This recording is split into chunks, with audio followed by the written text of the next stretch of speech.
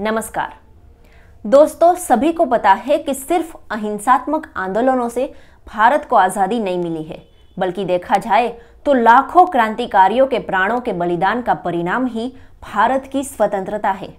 और इस आज़ादी के पीछे न सिर्फ वीरों के बलिदान बल्कि वीरांगनाओं के बलिदान भी है। और आज हम एक ऐसी ही वीरांगना के बारे में बात करेंगे जो भारत की स्वतंत्रता के लिए अपने ही हाथों विधवा बनी, अपने ही हाथों से अपना सुहाग उजाड़ दिया, सिर्फ और सिर्फ भारत माता की गुलामी की बेड़ियां तोड़ने के लिए। दोस्तों, आज़ादी के इतिहास को कुरेदने से पता चलता है कि गुलामी काल में जिन्होंने अपने बारे में ना सोचकर सिर्फ और सिर्फ अंग्रेजों से स्वतंत्रता की लड़ाइयाँ लड़ी और अपने प्राण दे दिए, ऐसे कई गुमनाम क्रांतिकारी हैं, लेकिन आज उन सबको भुलाया जा रहा है। भारत की आज़ादी के लिए अपना सब कुछ दांव पर लगाने वालों को गुमनामी की मौत मिली और आज उनका नाम तक किसी ने नहीं सुना होगा। ऐसे ही गुमनाम क्रांतिकारियों में से एक वीरांगना है नीरा आर्य। नीरा का जन्म 5 मार्च 1902 को हुआ था।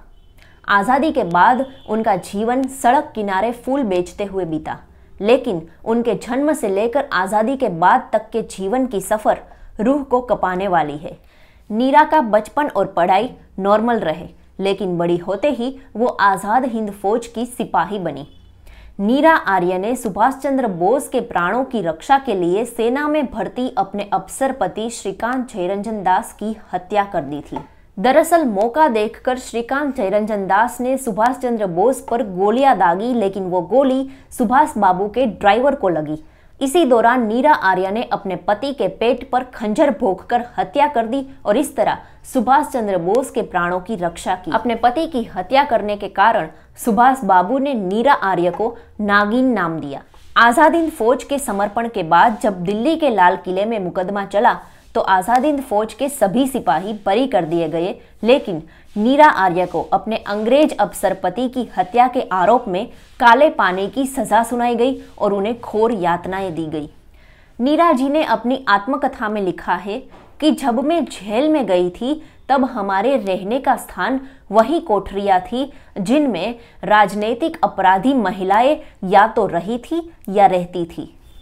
हमें रात के 10 बजे कोठरियों में बंद कर दिया गया और चटाई कंबल आदि कुछ भी देखने तो ठीक, बल्कि उसका नाम भी नहीं सुनाई पड़ा। मन में चिंता होती थी कि क्या इसी प्रकार की स्वतंत्रता मिलेगी।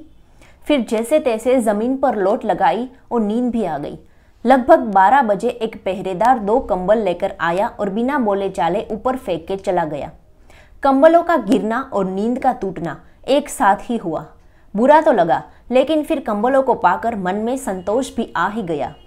अब केवल वही एक लोहे के बंधनों का कष्ट और रह रहकर भारत माता से जुदा होने का ध्यान साथ में था। सूरज निकलते ही मुझको खिचड़ी मिली और लुहार भी आ गया। हाथ की साकड़ काटते समय थोड़ा सा चमड़ा भी कटा, लेकिन पैरों में से आड़ी बेड़ी काटते समय केवल 2-3 बार हथौड़ी से पैरों की हड्डी को झांचा कि कितनी मजबूत है। मैंने एक बार दुखी होकर कह ही दिया कि क्या अंधा है जो पैर पर मारता है? तो वो बोला कि पैर पर तो क्या, हम तो दिल पर भी मार देंगे, क्या कर लोगी? मैंने कहा बंधन में हूँ, कर भी क्या सकती हो? और फिर मैंने उन पर थूक दिया कि औरतों की इज्जत करना सीखो। जेलर भी साथ में था। उसने कड़क आवाज में कहा कि तुम्हें छोड़ दिया जाएगा अगर तुम बता दोगी कि नेताजी सुभाष कहाँ है। मैंने कहा वो तो हवाई दुर्घटना में चल बसे, सारी दुनिया जानती है। तो वो बोला नहीं, नेताजी जिंदा है, तुम झूठ बोल रही हो। मैंने कहा हाँ, नेताजी जिंदा है मेरे दिल में। जैसे ही मैंने कहा जेलर को गुस्सा आ गया और वो बोला कि तो फिर तुम्हारे दिल से हम आज नेताजी को निकाल ही देते हैं। और फिर उन्होंने मेरी छाती पर हाथ डाल दिया और मेरे कपड़े फाड़ते हुए लुहार की ओर संकेत किया। लुहार ने बड़ा सा औजार उठाया और मेरे दाएं उरेस को दबाकर काटने चला, लेकिन उसमें धार नहीं थी।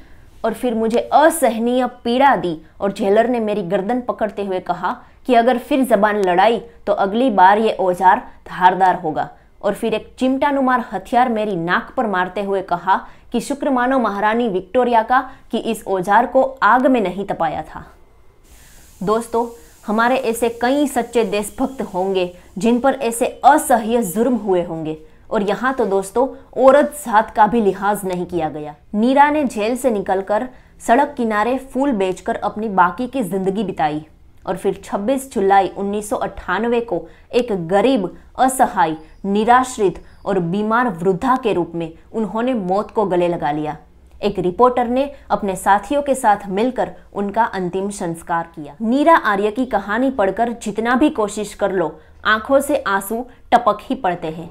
ऐसी कहानियां हमें बताती है कि हमारी माताओं बहनों ने अपना सब कुछ इस राष्ट्र के लिए न्योछावर कर दिया, जिनका नाम आज भी गुमनामी के अंधेरे में जिंदगी जी रहा है।